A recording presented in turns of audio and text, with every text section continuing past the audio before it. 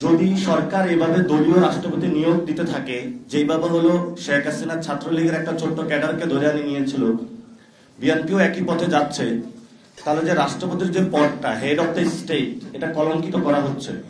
যদি এই কলঙ্কজনক অধ্যায় চলতে থাকে, আমরা একটা সময় দাবি তুলব যে রাষ্ট্রপতি হলো ডিরেক্ট ভোটিং এর মাধ্যমে হতে হবে। রাষ্ট্রপতি কোনো দলীয় ব্যক্তি হইতে পারবে না, রাষ্ট্রপতি কোনো গরিব পরিবারের হইতে পারবে না। আপনার সংবিধান যে সিস্টেম, সেটা অনুযায়ী রাষ্ট্রপতি নিয়োগটা পার্লামেন্টে যারা আছেন তারা নিয়োগ করবেন, কিন্তু রাষ্ট্রপতি হলো প্রধানমন্ত্রীর পরামর্শ নিয়ে চলবেন। এখন আমরা দুইটা বক্তব্য পেয়েছি। রাষ্ট্রপতির নিয়োগের ভার কে হবেন, স্থায়ী কমিটির একটা মিটিং বসলো, সেখানে আবার একজনের কাছে ন্যস্ত করা হলো। তাহলে পুরা বাংলাদেশের মধ্যে 18 কোটি মানুষের মধ্যে একজনের দায়িত্ব হলো রাষ্ট্রপতি হলো নিয়োগ দেওয়া। তাহলে পুরো যারা রাজনৈতিক ব্যক্তিবর্গ, পার্লামেন্ট, পুরা মানুষ, তাহলে তাদের কি প্রয়োজন? ফলত এটা আনডেমোক্রেটিক, এটা গণতান্ত্রিক কোনো প্রক্রিয়া না, এটাকে আমরা ধিক্কার জানাচ্ছি।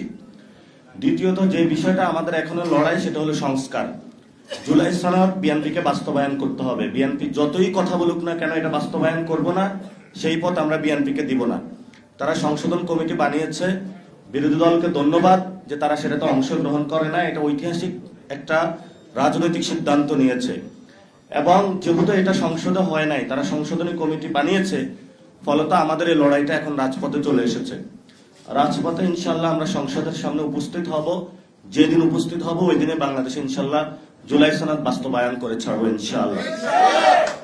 জুলাই সনদ কেন বাস্তবায়ন করতে হবে? প্রধানমন্ত্রীর খায়েশ হয়েছে, 10 বছর দেওয়া হয়েছে, ওনার 15 বছর থাকার খায়েশ হয়েছে। এই নির্বাচন প্রক্রিয়া, সেটা উনি স্বচ্ছ প্রক্রিয়া বিশ্বাস করেন না। আমরা বলেছিলাম যে গত 17 বছরে শুধু বিএনপি অথবা জামাতের নেতাকর্মী হওয়ার কারণে কেউ বিচারালয়ে গিয়ে বিচার পায়নি। আমরা এটা আর নতুন করে দেখতে চাই না। সেজন্য আমরা বলেছিলাম আলাদা সেক্রেটারিয়েট কমিটি করতে হবে, সেক্রেটারিয়েট বিল্ডিং থাকতে হবে বিচারালয়ে। সেটা করাও হয়েছিল, কিন্তু বিএনপি সরকার এসে বাতিল করেছে। প্রত্যেকটা জায়গা ডেমোক্রেটিক সিস্টেম দেখতে পাচ্ছি অগণতান্ত্রিক শাসন ব্যবস্থার দিকে যাচ্ছে। ফলত এই সরকারকে জুলাই সনদ বাস্তবায়ন করতে বাধ্য করতে হবে।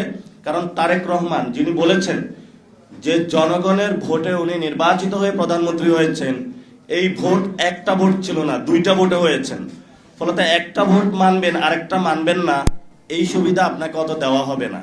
যেটা সত্যি বাংলাদেশের মানুষ ভোট দিয়েছে, আপনাকে ওইটা মানতে হবে। যদি না মানেন, তাহলে যেই গদি জনগণের, সেই জনগণের গদি জনগণ ফেরত নিয়ে নিবে। অনেকেই সরকারি অফিসে বসেছে, মন্ত্রী, এমপি, প্রধানমন্ত্রী গদিতে বসেই মনে করা শুরু করছে এটা আমার গদি। এই গদিতে অনেক লোক গিয়েছে এসেছে, গদিটা হলো ক্ষণস্থায়ী। এই গদি বাংলাদেশের জনগণের। ফলত বাংলাদেশের জনগণের গদিতে যারা বসবে, বাংলাদেশের জনগণের পক্ষেই থাকতে হবে। তৃতীয়ত যে বিষয়টা আমাদের সবচেয়ে বড় লড়াই, সেটা হলো আমাদের ভাইদের বিচার। আমি প্রায় এই যে গ্রামে গঞ্জে গিয়েছিলাম, গত 20 থেকে 20 দিন গ্রামে গঞ্জে ঘুরেছি। অনেক জায়গায় গিয়েছি, মানুষের সাথে কথা বলেছি।